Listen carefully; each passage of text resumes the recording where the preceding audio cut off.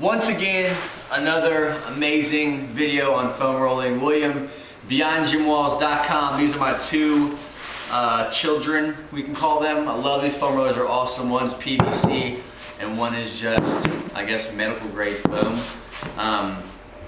Your hip flexor is a very important muscle to kind of stretch out and foam roll, you know, for squatting, for just overall posture, for a lot of different things, back issues, a lot of things you can put towards your hip, and especially in that hip flexor area. Now I got some videos on there you can check out, stretching the hip flexor, the hip area, foam rolling, that kind of stuff. You can check it out later if you want after this video.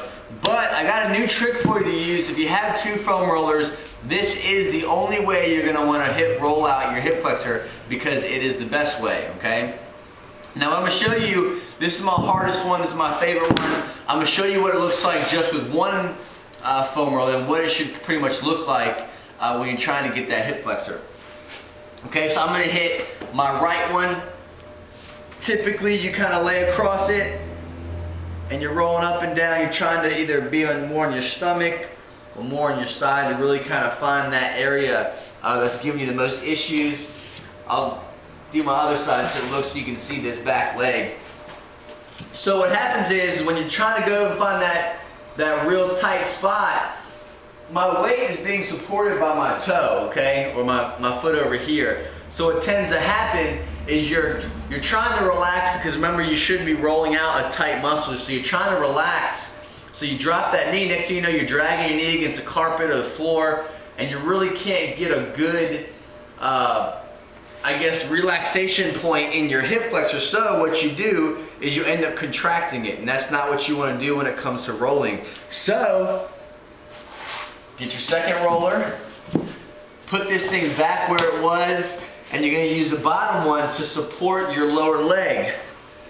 So what's going to look like is this. See if I can't fall off this thing.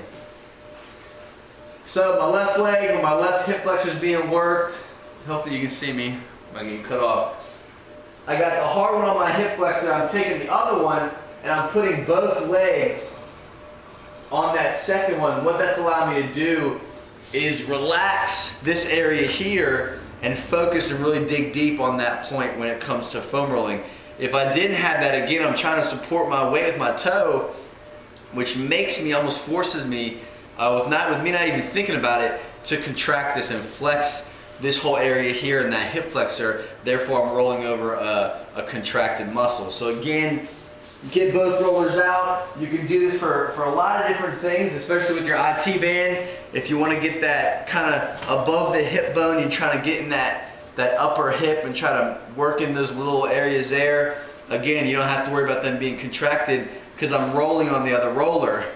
You can do the same thing with the hip flexor again, with your quad and with your hamstring at the same time. A lot of people don't have two foam rollers.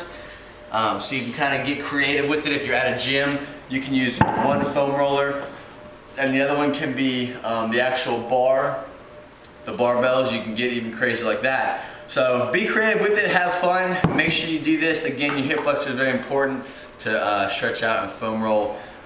Get after it. William, BeyondGymWalls.com. You want more stuff? Click the link below. If you dug this, thumbs up on the page. See you guys later. Peace.